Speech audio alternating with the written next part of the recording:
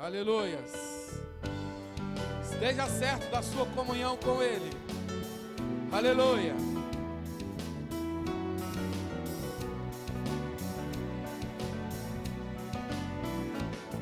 Tem vindo a colheitadeira.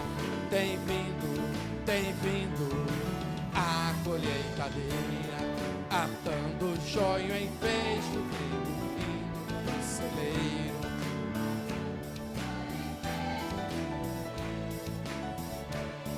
Esteja certo disso, que há fé em sua terra e azeite em sua vasilha. Esteja certo disso, que há fé em sua terra e azeite em sua vasilha. Muita chuva, muito sol, produziu os grãos dourados. Muita chuva, muito sol, deu frutos predestinados. A estação chegou, está aqui, semente, sinal do tempo do fim. Esteja certo disso, que há fé em sua terra e azeite em sua vasilha. Esteja certo disso, que há fé em sua terra e azeite em sua vasilha. O molho foi movido, produziu uma sucessão. A seara está madura e os grãos, sim, ferramentas somos nessa grande seita.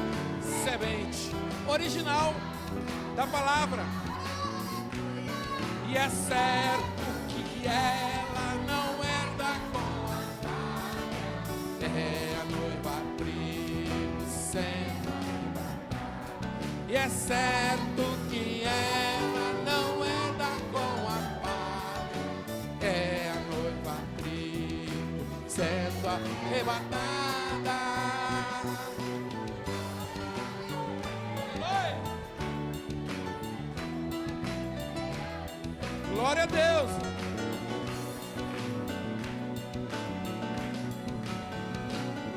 A marca da besta sim está na terra.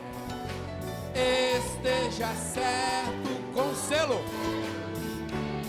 que a igreja vai fechar e as coisas vão voltar. Certifique da mecânica no poder da dinâmica, e a terceira puxada no seu clímax entrará.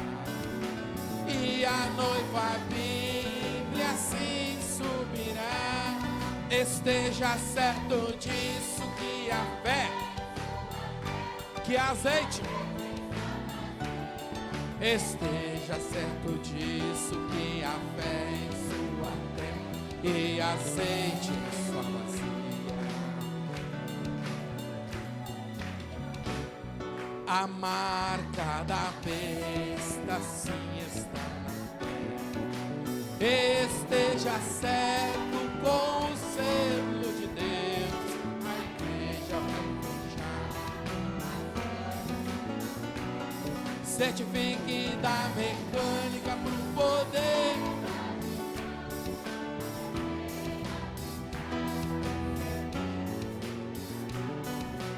E a noiva Bíblia assim subirá. Esteja certo disso, que a fé em sua terra e azeite em sua vasilha. Esteja certo disso, que a fé em sua terra e azeite. Mais uma vez a marca. Isso aí, ó. A marca da besta sim está na terra. Esteja certo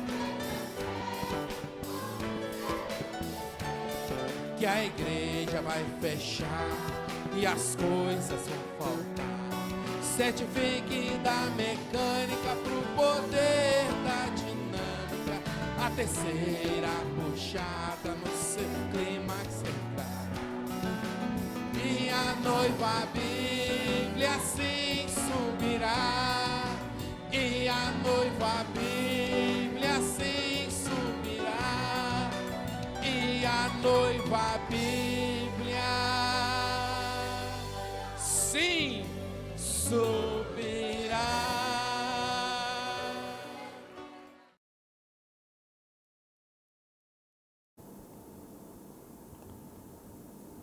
Boa noite, irmãos. Deus continua nos abençoando, né? No nome de Jesus Cristo. É sempre um prazer, é sempre um privilégio poder estarmos juntos, né? Através desse canal, através desse meio que Deus tem nos disponibilizado nessa hora, nesse tempo em que nós estamos vivendo, essa oportunidade de podermos ter esse companheirismo através da palavra, através daquilo que Deus tem nos revelado para esta hora, né? Então é muito bom estarmos juntos, né? E pela graça de Deus estamos aqui mais uma vez, né? E temos mais uma vez um assunto. Achei que não teríamos o programa dessa vez, mas eu acho que eu me confundi nas datas. Nós vamos rever essas datas e vamos estar passando para os irmãos algo mais definido, né? Sobre a programação dos programas no decorrer desse ano, como nós falamos no primeiro programa, né? Então tivemos 2 programas, né? E Deus nos abençoou, né? Até aqui podemos dizer Ebenezer, o Senhor tem nos ajudado, o Senhor tem nos abençoado, né? E nessa noite nós queremos, pela graça de Deus, entrar nesse assunto, onde queremos falar um pouco sobre inebriados para o rapto. Um assunto parece meio esquisito, se assim posso dizer, né? Inebriados para o rapto. Mas Deus tem colocado algo no meu coração com respeito a esse pensamento, né? E creio que com a graça de Deus nós vamos caminhar um pouco nessa noite dentro disso, né? Que é desse assunto que é inebriados para o rapto. Deus tem um povo que estaria inebriados para o rapto, para o arrebatamento. E nós já vamos ver o que é essa palavra inebriados, né? Já vamos ver o que significa isso, como que é isso, como que esse povo, o que seria estar inebriados, né? Visto que nós estamos nesse último tempo, onde nós já sabemos que as eras acabaram, não haverá mais era de igreja. O que vai ser raptado é uma noiva Bíblia, é uma noiva palavra, e essa noiva palavra, a palavra ela é restaurada, ela é ungida, vindicada para esse tempo, para esse acontecimento, né? O que vai ser arrebatado é uma noiva viva, uma noiva palavra. E não é uma palavra parada, é uma palavra viva, uma palavra que foi restaurada. Por isso, Deus enviou o profeta, né? Deus envia Malaquias capítulo 4 para restaurar a palavra, para restaurar a Bíblia, né? E logo nós vemos que essa Bíblia restaurada, essa palavra restaurada, é o que vai ser arrebatada, né? E temos hoje a revelação da palavra revelada, temos a revelação da Bíblia revelada para nós hoje, tal como eles não tiveram nos tempos passados. Nós podemos pegar os pontos mais fulminantes, se assim podemos dizer, os pontos mais cruciais. Para dar um exemplo, nós vemos que Enoque foi arrebatado, né? E Elias também foi arrebatado, e Enoque sabia que ele seria arrebatado. Então note que Enoque tinha a revelação de que ele seria arrebatado, mas ele não tinha a revelação da transformação de corpos, porque ele não foi transformado. Elias teve a revelação e sabia que ele seria arrebatado, mas ele não teve a revelação de transformação de corpos, de ressurreição. Então o que Deus tem guardado, o que Deus guardou e revelou para nós nesse tempo é algo muito tremendo.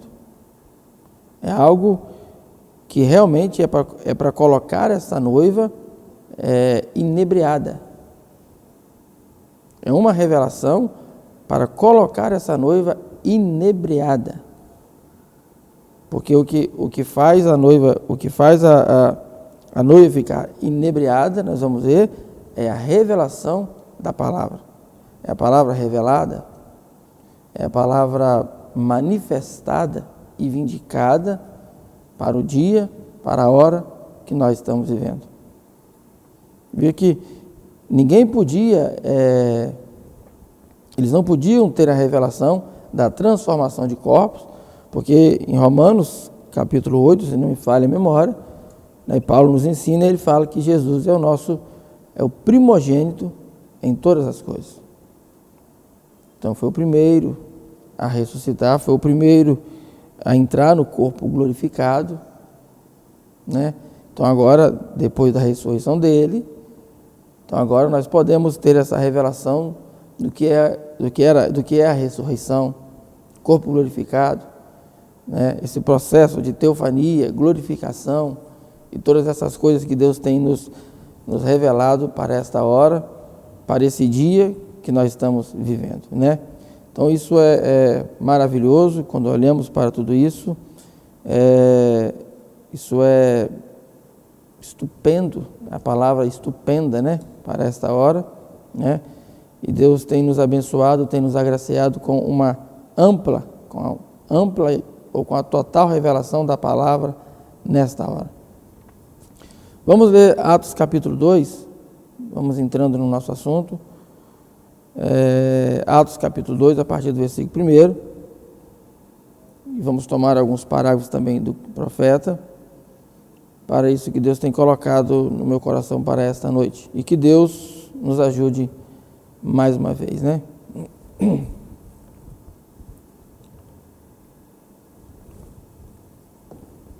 Então, Atos capítulo 2, versículo 1, começa falando assim, nós conhecemos isso, foi até lido ontem também no culto, né? Mas veja, e cumprindo-se os dias de Pentecostes, estavam todos concordemente no mesmo lugar. E de repente veio do céu um som, como um vento veemente e impetuoso, e encheu toda a casa em que estavam assentados. E foram vistas por eles línguas repartidas como que de fogo, as quais cada um deles. E todos foram cheios do Espírito Santo e começaram a falar noutras línguas, conforme o Espírito Santo lhes concedia que falasse. E em Jerusalém estavam habitando judeus, homens religiosos, de todas as nações que estão debaixo do céu. E quando aquele som ocorreu, ajuntou-se uma multidão e estava confusa, porque cada um os ouvia falar na sua própria língua, como Deus nos mostrou isso também ontem, né? E todos pasmavam e se maravilhavam, dizendo uns aos outros, pois que?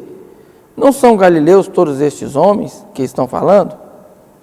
Como, pois, os ouvimos cada um na nossa própria língua em que somos nascidos?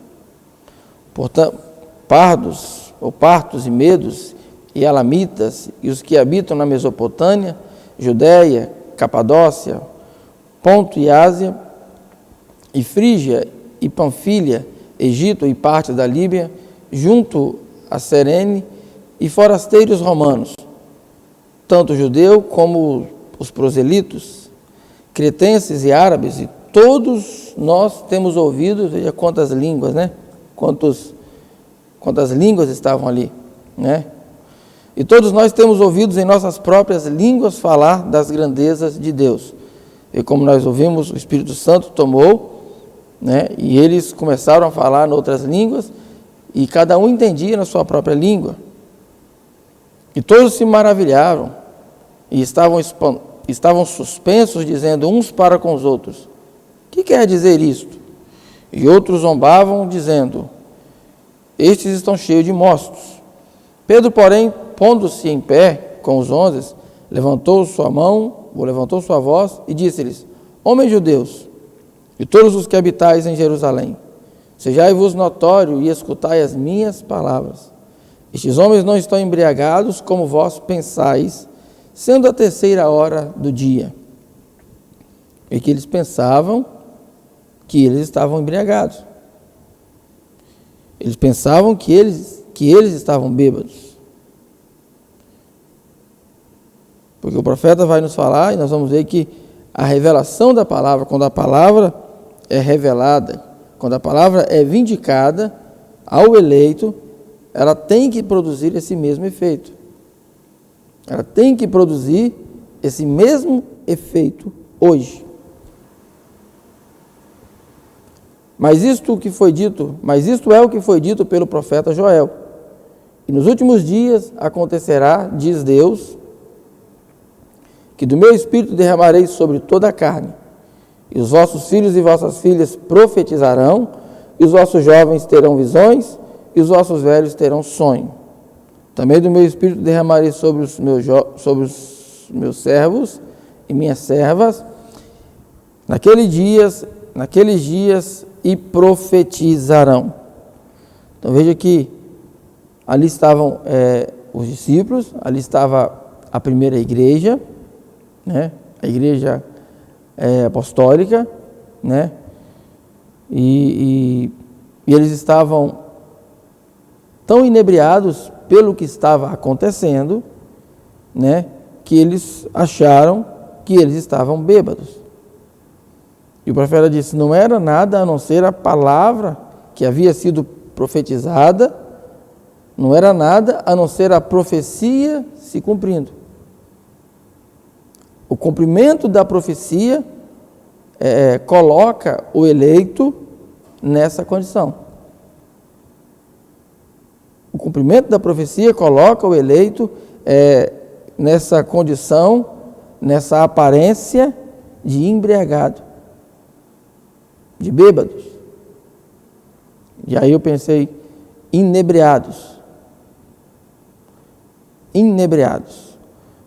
A palavra inebriados, ela vai te jogar para a palavra, é o mesmo que embriagados, e também é o mesmo que em êxtase. Em êxtase. A pessoa, quando ela está inebriada, ela está em êxtase. E estar em êxtase não está fora de si mesmo. Estar em êxtase é você estar e não estar. Como João estava na ilha de Pátimo. João estava inebriado. João foi arrebatado em espírito no dia do Senhor e ele estava em êxtase. Ele estava, mas não estava. Ele estava, mas não estava. E nós sabemos muito claramente que João é o tipo da noiva, né? Então vê que êxtase é isso, é quando você sai de si mesmo. Então, inebriados para o rápido, é um povo que está em êxtase. A palavra tem colocado a noiva em êxtase. Ela tem saído de si mesmo, ela tem saído do mundo denominacional, né? Ela tem saído do sistema religioso de si próprio e ela entra nessa condição de êxtase. Ela está, mas não está. Parece que está, mas não está. Vê? O cumprimento da palavra, o profeta disse, mas eles foram estimulados pelo Espírito Santo, que trouxe o cumprimento da palavra, e o cumprimento da palavra manifestada produz isso. Quando a profecia é cumprida, então ela produz isso. Ela fez eles agirem daquela maneira lá. E quando chegamos no versículo 39, nós conhecemos que Pedro disse que a promessa é para vós, porque a promessa vos diz respeito a vós, a vossos filhos e a todos os que estão longe e a tantos quanto Deus, nosso Senhor, chamar. Então eles sabiam que aquilo ali era o cumprimento da profecia. E ainda o profeta cita, tomando essa mesma passagem, e o profeta ainda cita Isaías capítulo 28, que também se cumpriu ali no dia de Pentecostes, quando ele fala, porque é mandamento sobre mandamento, regra sobre regra, um pouco aqui, um pouco ali, assim por lábios gaguejante e por outra língua falará este povo. Vê?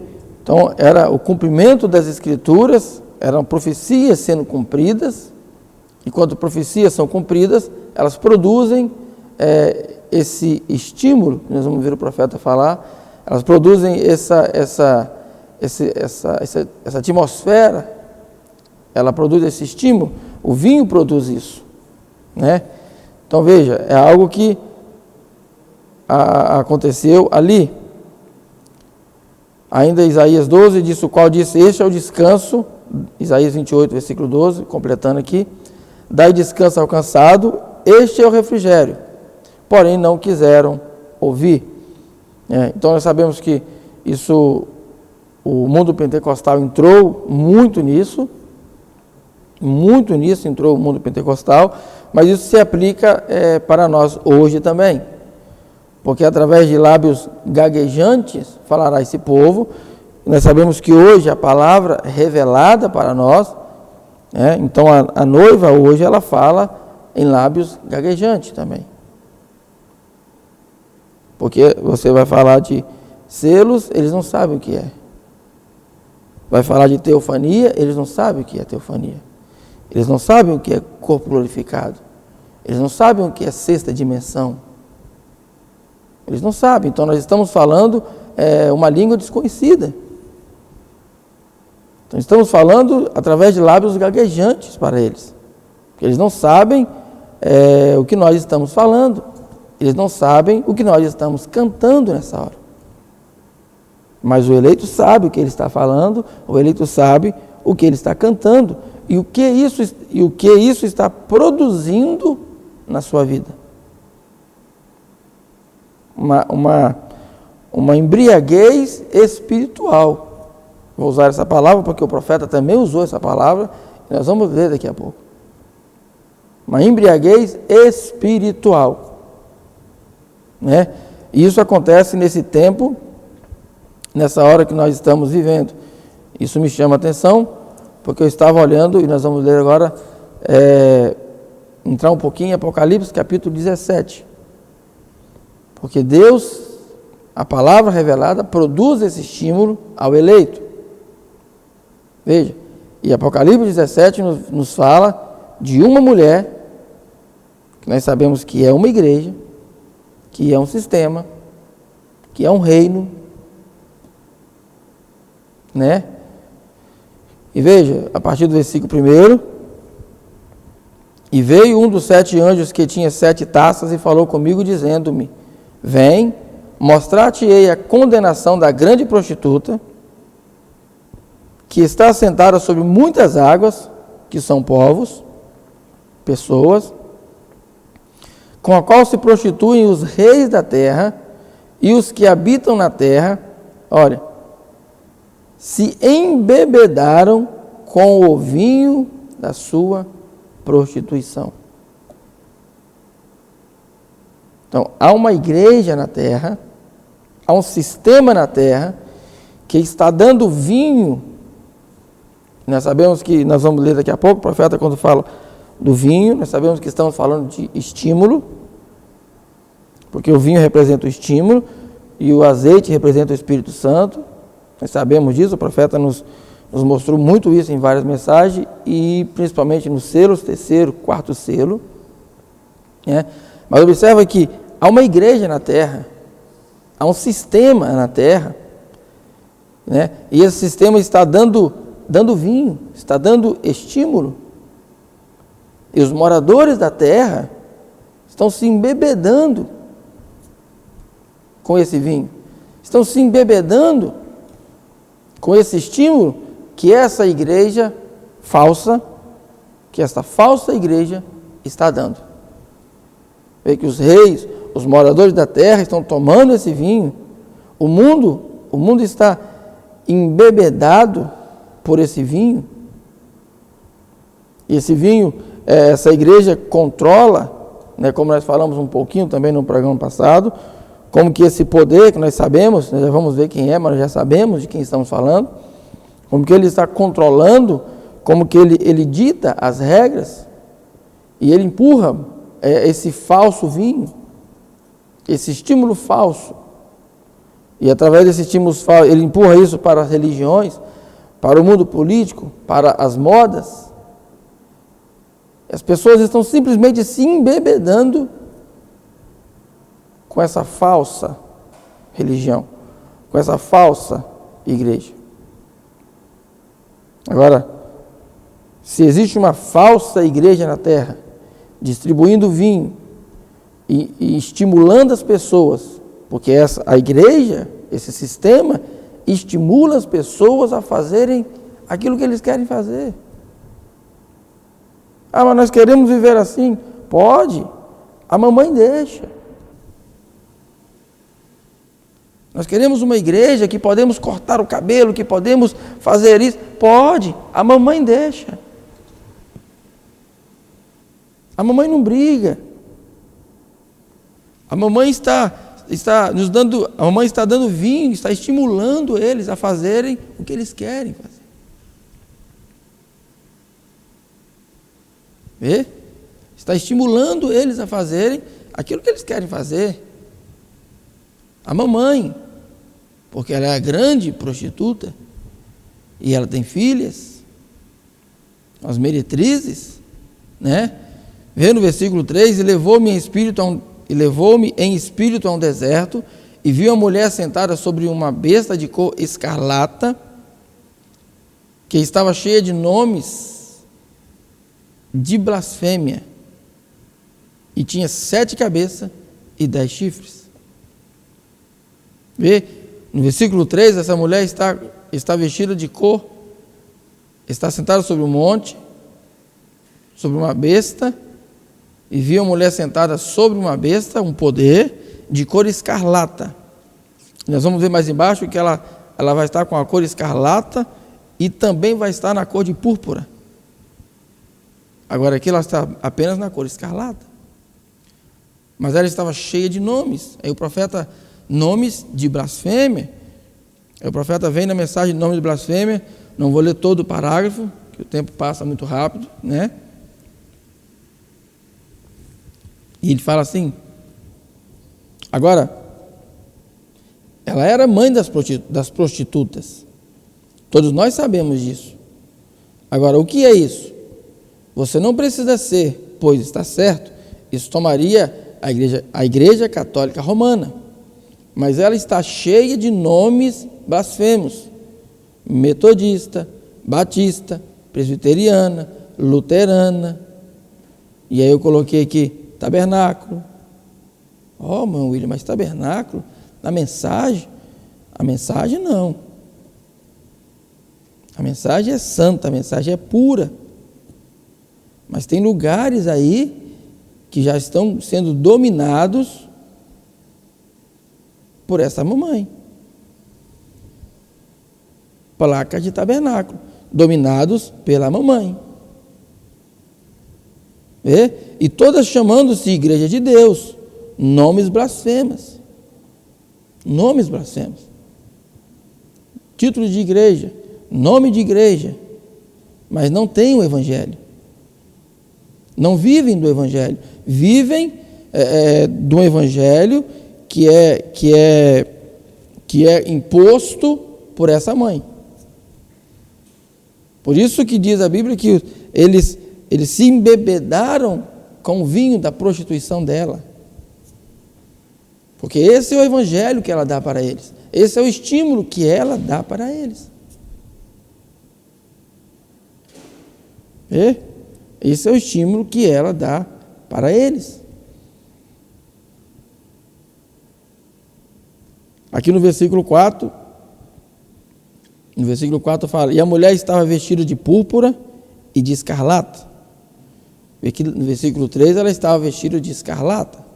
No versículo 4, ela agora está vestida de púrpura, escarlata, e adornada com ouro, e pedras preciosas, e pérolas, e tinha na sua mão um cálice. E tinha na sua mão um cálice da imundície de sua prostituição. Ela agora está vestida de púrpura, escarlata, adornada de ouro. A Igreja Católica Romana possui aproximadamente 60.300 toneladas de ouro. Isso foi um levantamento feito há anos. Ela possuía aproximadamente 60.350 toneladas de ouro. E aqui está em Apocalipse 17.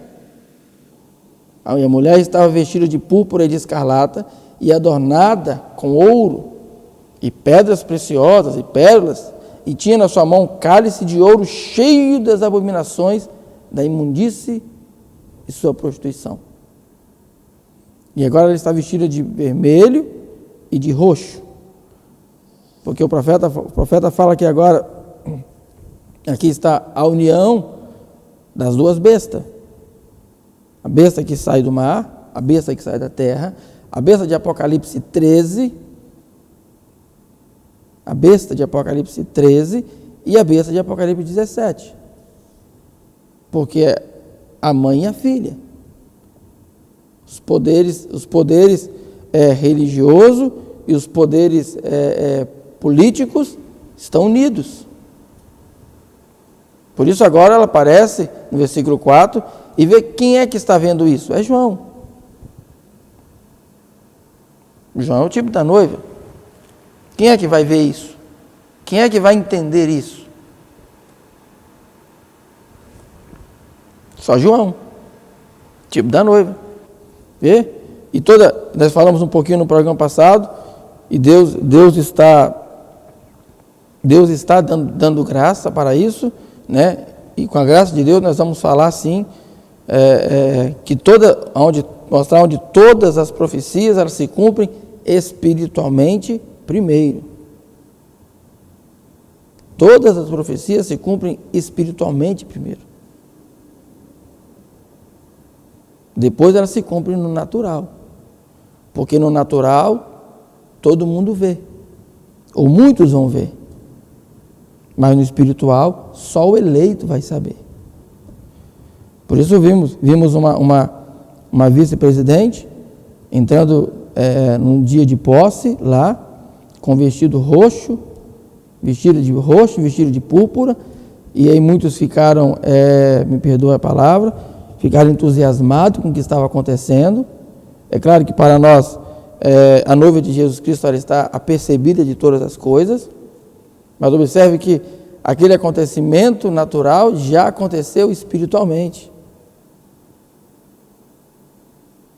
Já aconteceu espiritualmente. E a noiva de Jesus Cristo, ela está apercebida, porque nós sabemos que há profecias que já se cumpriram espiritualmente e que nós não vamos ver elas se cumprir naturalmente. Há profecias que já se cumpriram. E nós vamos ver se Deus vai estar nos dando graça, como que as 7 visões do profeta já se cumpriram espiritualmente, todas elas. Todas elas. Espiritualmente. E as coisas vão acontecendo naturalmente, e as pessoas, e o natural chama muita atenção, ainda mais hoje em dia, como nós estamos vivendo numa era moderna, uma era de internet, uma era onde se tem um canal de comunicação muito rápido, que algo acontece aqui e rapidamente chega do outro lado do mundo, né? Então as profecias, o natural das profecias acontecendo chama a atenção, e as pessoas ficam eufóricas, mas a noiva de Jesus Cristo sabe o que está acontecendo. A noiva não é enganada. A noiva de Jesus Cristo não é enganada. Ela sabe. Por isso eu disse uma vez que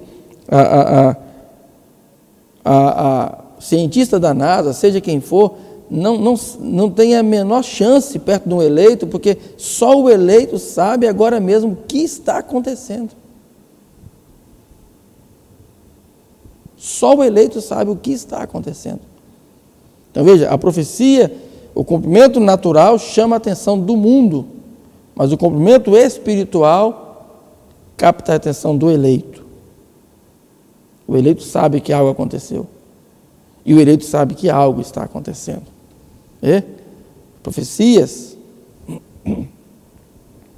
espiritual. E veja, já aconteceram espiritual. E agora elas têm que acontecer no natural. Mas nós não estamos aqui para esperar, ficar vigiando essas coisas acontecerem. Nós sabemos que o nosso tempo acabou. Há tantas profecias para acontecer, mas nós, segundo o profeta e a Bíblia, a noiva não estará mais aqui. Não vamos ver. Não vamos ver Israel fazendo pacto com Roma. Não vamos ver. E tantas outras coisas que nós, a noiva, não vai ver. Moisés e Elias pregando para os judeus. O profeta disse que a noiva não estaria mais aqui. Mas são profecias que espiritualmente já aconteceram. Já aconteceram espiritualmente. Moisés e Elias já estiveram na terra. Lá no Monte da Transfiguração com Jesus Cristo. Deixa as coisas acontecerem. Deus está nos dando graça. Nós vamos chegar nisso aí. Veja. Então essa mulher é uma igreja. É um reino. Um poder. Né? Essa mulher, nós sabemos que ela é a igreja católica, nós sabemos que é o império romano, que é Roma, né? E que ela, deixa eu adiantar aqui, que ela está sentada sobre 7 montes.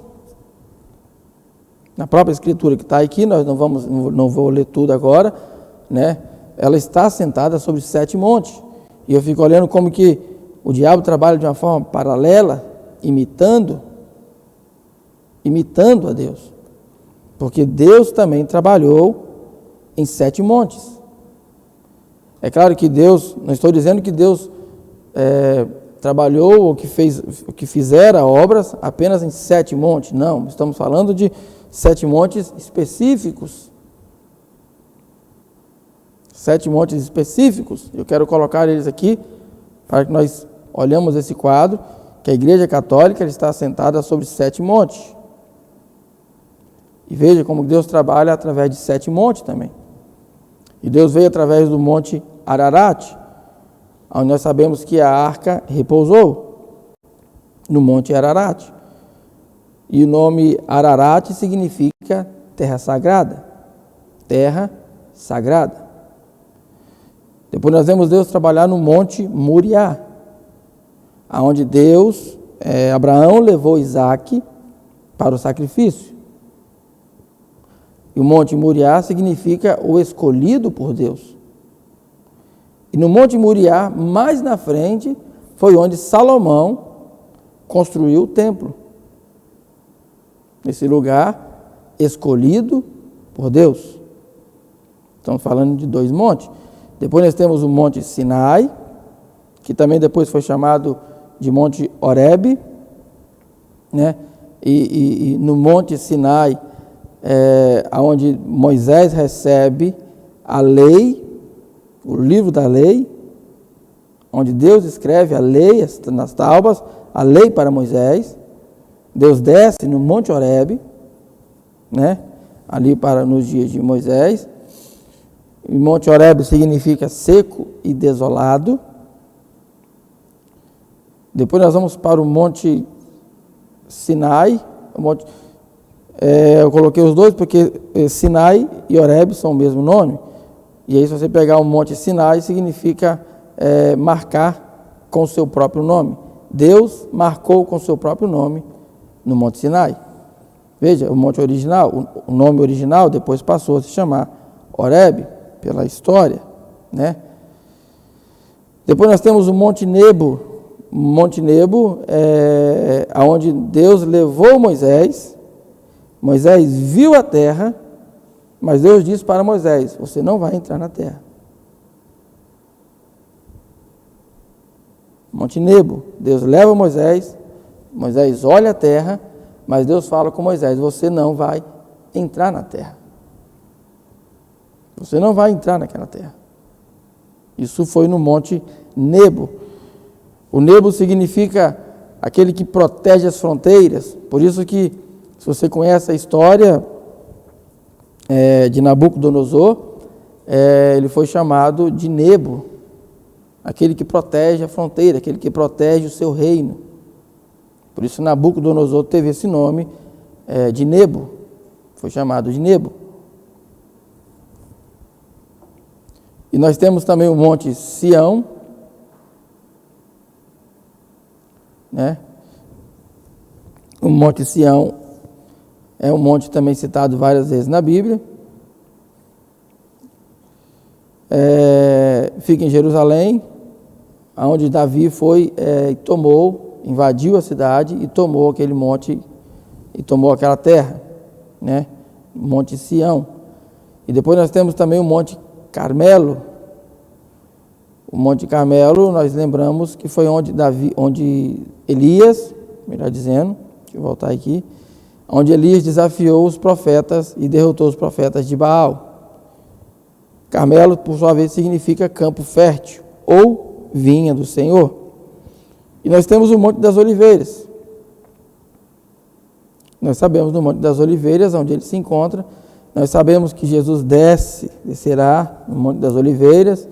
E nós sabemos que no Monte das Oliveiras, de frente para o templo, né, foi onde os discípulos perguntaram, onde Pedro, Tiago e João perguntaram a Jesus qual sinal haveria de sua vinda, né? E Jesus desce, segundo Zacarias, e coloca os seus pés sobre o Monte das Oliveiras.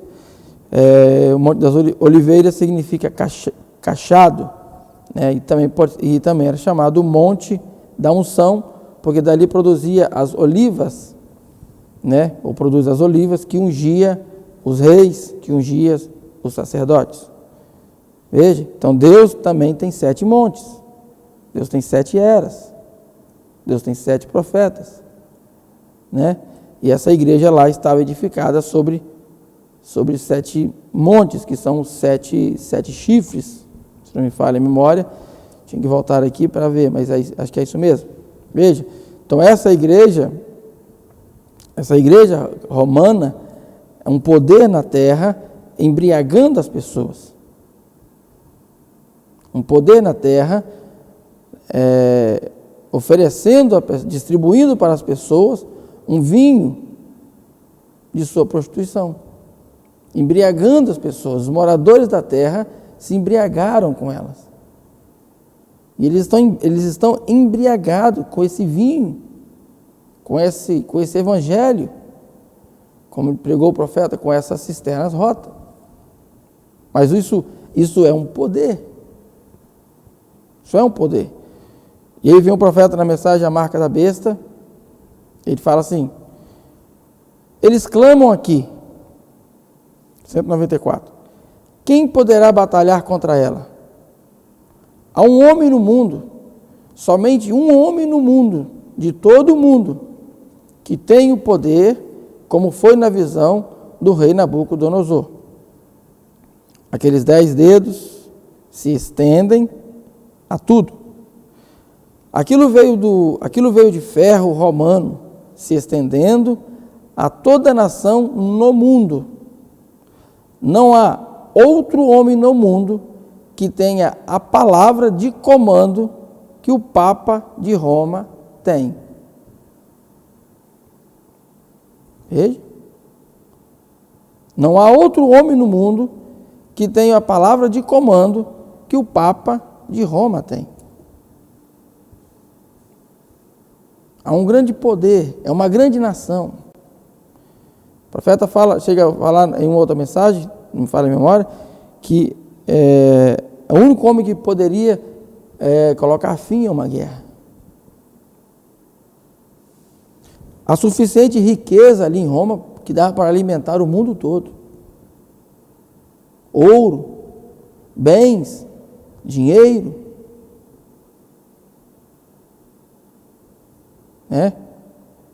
O presidente Eisenhower pode falar nos Estados Unidos e isso é lei. Mas existem outras nações nas quais ele pode falar e isso não é nada. Mas a hierarquia católica pode falar em Roma e em todas as nações lhe atenderão.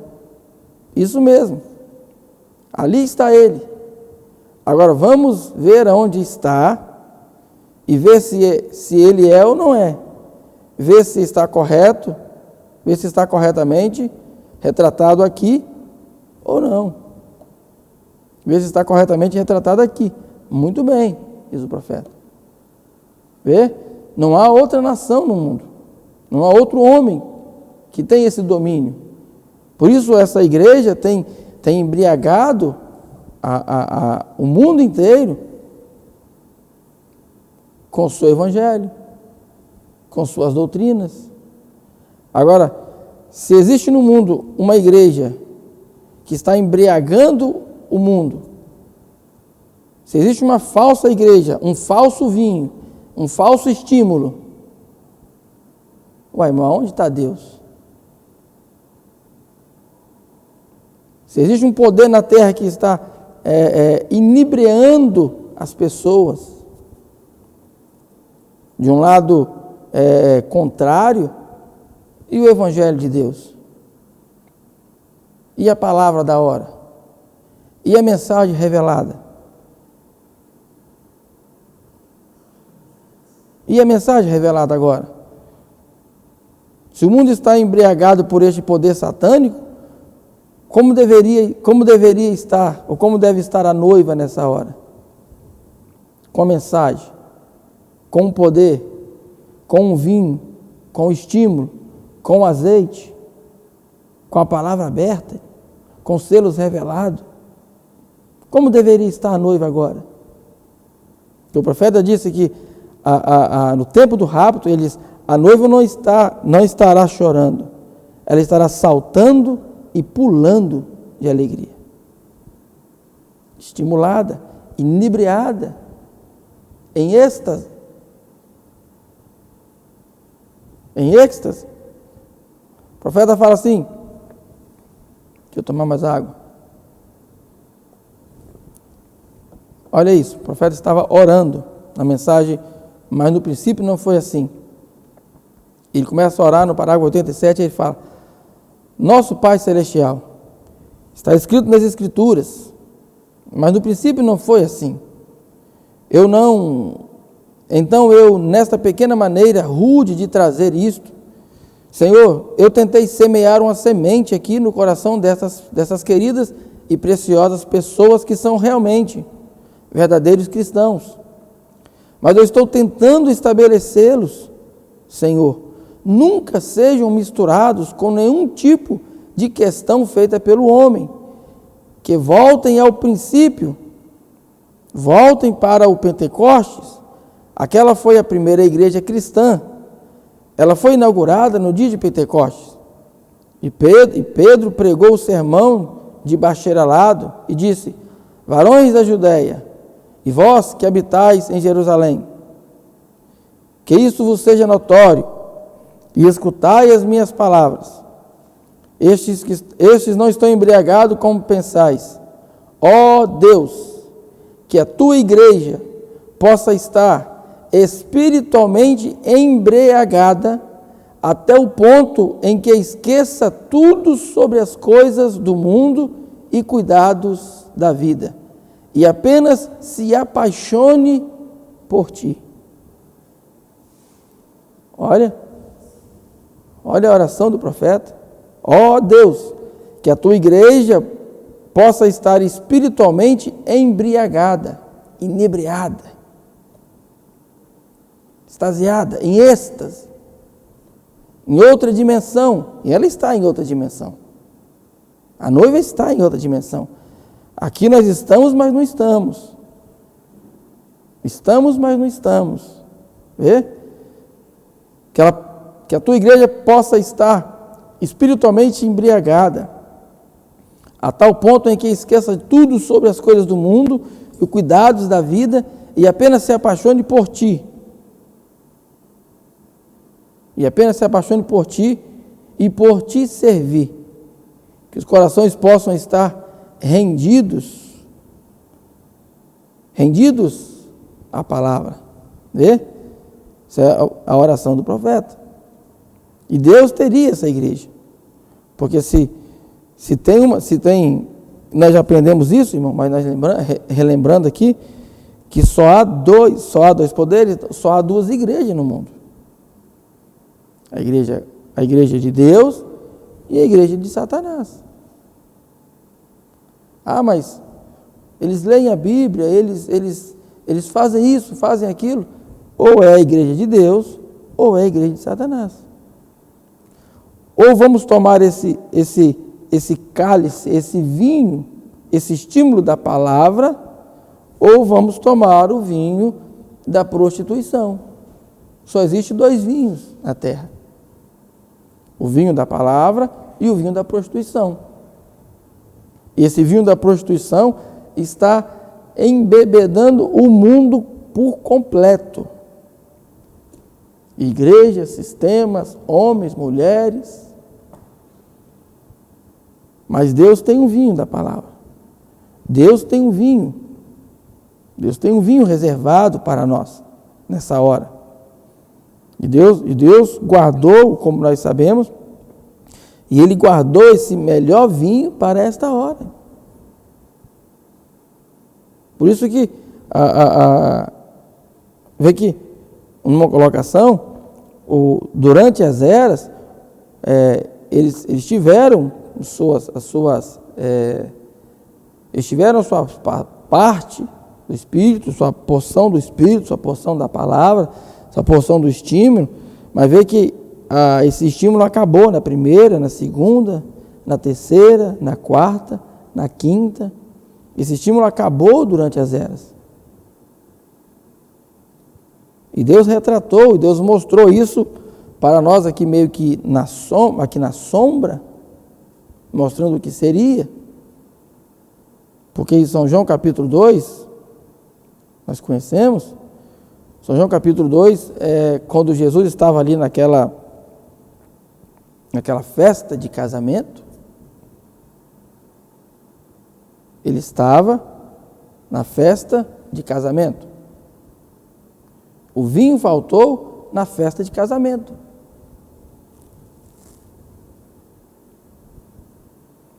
E observa os detalhes da palavra, os detalhes da Escritura, como que Deus coloca, e só o eleito vai ver isso. Porque ao terceiro dia, versículo 1, e ao terceiro dia fizeram-se umas boldas em Canaã da Galileia, e estava ali a mãe de Jesus. Isso era uma festa. Houve casamentos, e era uma festa de casamento que estava tendo. E foi também convidado Jesus e os seus discípulos para as boldas, para a festa de casamento. E faltando vinho, a mãe de Jesus lhe disse-lhe, não tem vinho. Ele disse, mulher, que tenho eu contigo? Ainda não é chegada a minha hora. Sua mãe disse aos seus serventes, fazei tudo quanto ele vos disser. É o segredo, né? Fazei tudo quanto ele vos disser. Estavam ali postas 6 talhas de pedra. 6 talhas de pedra eram 6 vasilhas, aonde para a purificação dos judeus, e em cada uma cabia 2 ou 3 almodes. Essas vasilhas eram colocadas ali para que eles se lavassem no processo de purificação. Disse-lhe Jesus, enchei de água essas talhas, e encheram-na até em cima. Vê? Havia esvaziado as 6 talhas, as 6 vasilhas. As 6 eras estavam vazias. As 6 eras haviam passado. E ele disse, tirai agora. Disse-lhe Jesus, enchei de água essas talhas. E encheram-na até em cima. Disse-lhes, tirai agora e levai ao mestre-sala. E levaram, e logo que o mestre-sala provou a água, feita vinho, não sabendo de onde viera, se bem que o sabiam os serventes que tinham tirado a água. Chamou o mestre-sala, o esposo, e disse-lhe: todo homem põe primeiro o vinho bom, e quando já tem bebido bem, então o inferior. Mas tu guardaste até agora o bom vinho. Mas tu guardaste até agora o bom vinho. Jesus principiou assim os seus sinais em Canaã da Galileia e manifestou a sua glória, e os seus discípulos criam nele.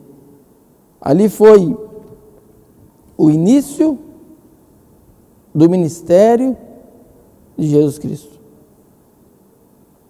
Ele iniciou o seu ministério transformando essas águas em vinho.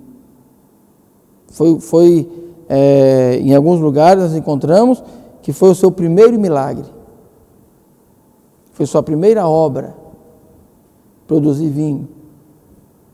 Numa festa de casamento. Produzir vinho numa festa das bodas. Depois que as 6 talhas estavam vazias. Depois que haviam passado as eras. Porque a promessa da restauração, ela é para a 7ª era. Porque o profeta, ele veio para restaurar na 7ª era. É claro que nós sabemos que hoje nós já saímos da era. Mas por isso que nós encontramos lá atrás os pentecostais, né, na rua Azusa, né, encontramos os dons quando começaram, porque o vinho, a restauração estava acontecendo. A restauração estava acontecendo, e hoje nós estamos nesse tempo em que Cristo mesmo desceu e tem novamente produzido vinho, produzindo esse estímulo. Ele mesmo desceu e ele mesmo está produzindo o vinho, o estímulo, para quem? Para a noiva, numa festa de casamento, numa festa espiritual, um casamento espiritual. Nós vamos casar lá do outro lado, e tantas outras coisas, mas o casamento espiritual já está acontecendo. Uma festa de casamento já está acontecendo, espiritualmente falando. E nessa festa de casamento, Jesus Cristo desceu novamente e ele tem produzido vinho, estímulo, revelação. Porque ele começou assim a sua obra e ele termina assim a sua obra. Ele termina assim o seu ministério. Por isso, a noiva recebe essa revelação, recebe esse estímulo nessa hora, e ela fica inebriada para o rapto, inebriada para os acontecimentos que tem pela frente, inebriada para a ressurreição, inebriada para a transformação de corpos, inebriada para o arrebatamento. Quem sabe disso? Só a noiva. Por quê? Porque a revelação da palavra produz. A revelação da palavra produz este estímulo na noiva. Deixa eu ler mais algo aqui, que nós já vamos entrar para o término.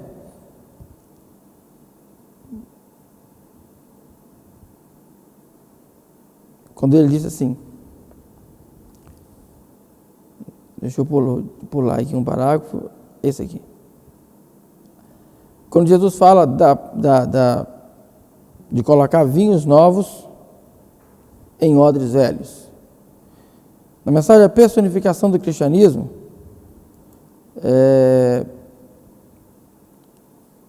deixa eu ler aqui uns quantos parágrafos para nós terminarmos, então, entrando aqui para o nosso final. Agora, você não pode pregar isto na igreja velha. Ele não suportaria. Vinho novo é colocado em odre novo. Não se pode colocar o vinho novo em odres velhos. Não se pode colocar essa revelação da palavra, não se pode colocar esses mistérios que Deus tem nos revelado em odres velhos. Tem que ser em odres novos. Por isso Cristo desceu, né? E Ele traz uma transformação nas nossas vidas, uma ressurreição espiritual e nos transformando numa nova criatura. Porque o profeta vai dizer algo para nós aqui, ele citando Lucas capítulo 5, a respeito do vinho no odre, ele disse, não se pode colocar vinho novo em odres velhos. Se você o fizer, ele se romperá. Isso costumava me preocupar. Isso chocava minha mente infantil, quando eu pensava, como poderia um odre perecer? Agora, com a garrafa sendo velha, isso não faz nenhuma diferença, porque é vidro. Mas no tempo de Jesus, do que ele falava era odre, que usavam naquele tempo, que era feito de couro animal. E a pele animal era curtida. Então, quando a pele do animal ficava velha, ora, quando era novo e jovem, e havia acabado de ser curtida, era flexível. Mas quando ficava velho, ficava seco. Agora, muitos de vocês sabem como fica a pele quando ela seca. Ela fica velha e seca. Fica toda enrugada e bem dura. Agora, se você colocar um vinho novo ali, não tem nenhuma vitamina ali. Aquilo romperá. Por isso, essa mensagem, essa revelação que Deus nos tem dado nessa hora, não podia vir em outro tempo. Não pode vir em Laodiceia. Não pode vir na era da igreja. Não pode vir a denominação. Tem que ser no odre novo. Entende? Tem que ser em odre novo, em vasos novos. E como que é esses vasos novos? A palavra vai nos transformando e nós somos vivificados por esta mensagem, vivificados por esta palavra. Então, se você colocar ali, não tem nenhuma vitamina ali, aquilo romperá. É exatamente como tentar pregar o batismo do Espírito Santo, no poder genuíno da ressurreição, é tentar estabelecer isso de novo. Quando você o faz, o que acontece quando você coloca isso? Espero que você veja isso. A nova vida está fermentada. A vida nova está fermentada. E se ele está no novo e flexível odre, onde o óleo do animal ainda está na pele, quando o vinho novo começar a dilatar, a pele esticará. Vê que é a palavra que vai nos moldando. Somos moldados pela palavra. A palavra vai nos ajustando. Por isso que demorou 10 anos para a capa de Elias caber em Eliseu. Porque a palavra estava moldando Eliseu para que aquela capa coubesse nele. Por outro lado, quando a Bíblia diz Jesus Cristo é o mesmo ontem, hoje e eternamente, a pele nova dirá, amém. Se esticará com isto. A palavra vai moldando o eleito. E quando o vinho novo diz que o batismo com o Espírito Santo, eu sou a vida de Deus que está operando em você, a pele nova dirá, amém. E esticará. Quando o vinho novo diz que o Espírito Santo é suficiente para a nossa cura hoje, o vinho novo se dilatará, o vinho sendo a palavra, e quando ela diz aquilo, então o odre novo dirá, amém. O vaso novo, porque ele está sendo esticado, ele está sendo moldado pela palavra. O vinho. Amém. e se dilatará para isso. Mas o que o velho corpo fará? O que o velho corpo fará? O que o velho odre fará? Aquele que não pode receber o vinho novo. Se você coloca a revelação dentro dele, ele vai falar: os dias dos milagres já passaram. O profeta está dizendo.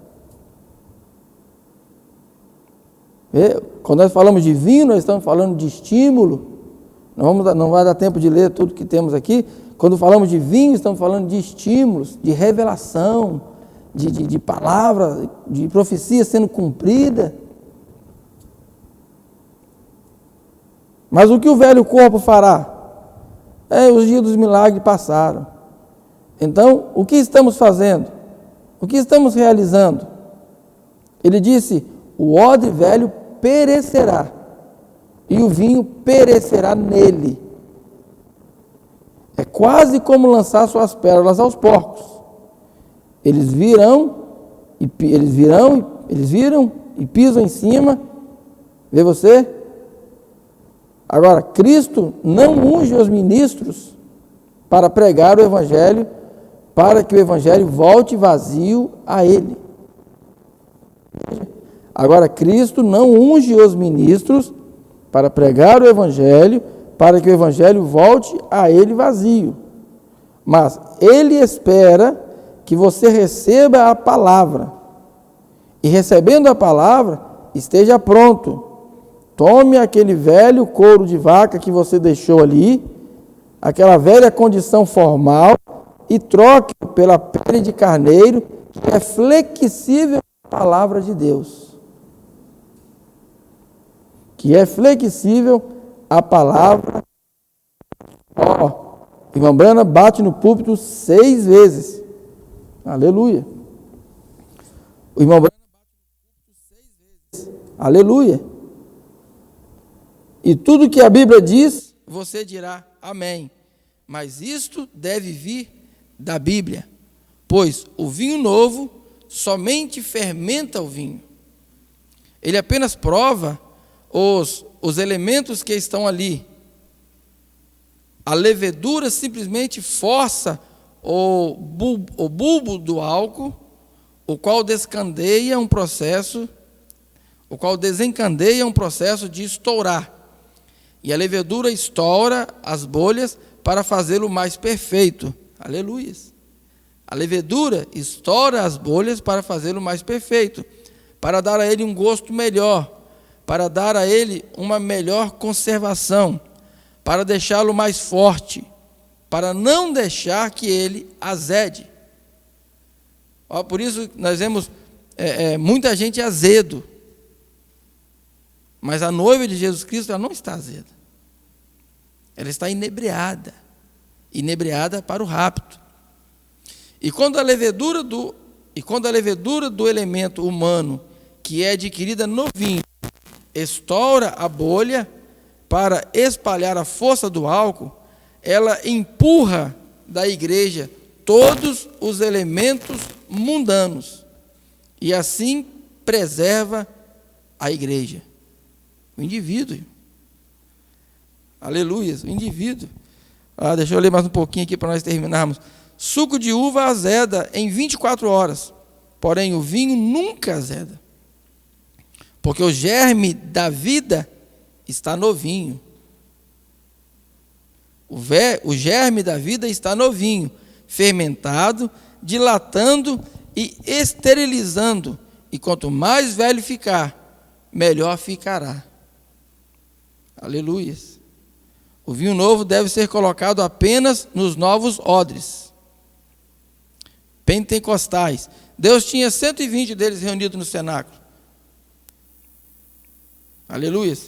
Deus tinha 120 deles reunidos no cenáculo, após ele ter ungido por sua palavra, e amolecido, e ter renovado, e tirado deles todo o velho ortodoxismo,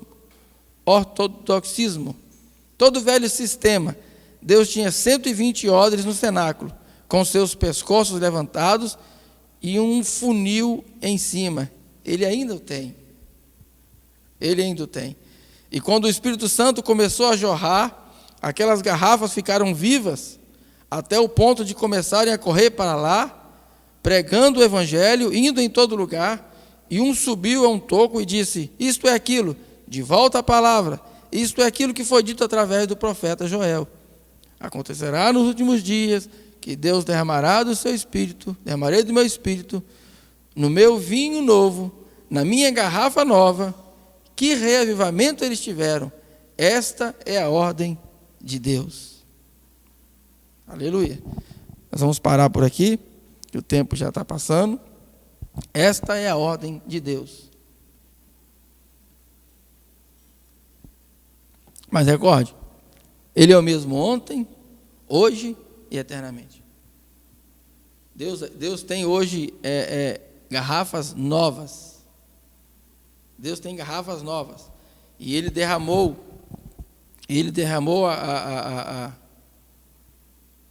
me fugiu aqui. E Ele tem derramado o seu Espírito Santo. Ele tem derramado o vinho, tem derramado a revelação, tem derramado o estímulo nessa hora. E tem enchido odres novos, tem enchido vasos novos. Tem colocado uma igreja inebriada, embriagada, espiritualmente, para o rapto. Deus nos ajuda, irmão. Deus te ajuda no nome do Senhor Jesus Cristo. Estamos entrando aqui para o término, finalizando mais um programa. Claro que não damos conta de ler, de falar tudo que gostaríamos. Há muita coisa aqui que gostaríamos de ler, né? Sabemos que quando falamos de vinho, falamos do estímulo, falamos o profeta fala na mensagem do terceiro selo que o vinho e o azeite eles estão associados. Então, quando falamos de vinho, falamos também do azeite, falamos da unção, do estímulo e falamos do Espírito Santo. Nós sabemos disso, né? E Deus tem nos dado essa porção para esta hora. Não damos conta de falar tudo, mas que Deus nos ajuda. Que o Espírito Santo coloca no seu coração aquilo que eu não consegui falar, aquilo que não conseguimos colocar, né? Que o Espírito Santo possa colocar no seu coração, possa abrir o seu coração e continuar te abençoando. É a minha oração no nome de Jesus Cristo. Deus te abençoe. Creio que os irmãos já devem ter passado a audiência aí dos irmãos que nos acompanham. E desde já nós agradecemos a todos. No nome de Jesus Cristo. Até um próximo programa, até uma próxima oportunidade. Deus te abençoe. No nome de Jesus Cristo.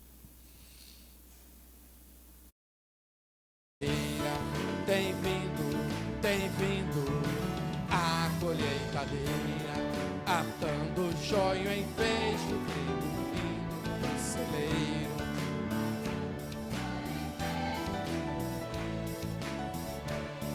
Esteja certo disso, que há fé em sua terra e azeite em sua vasilha.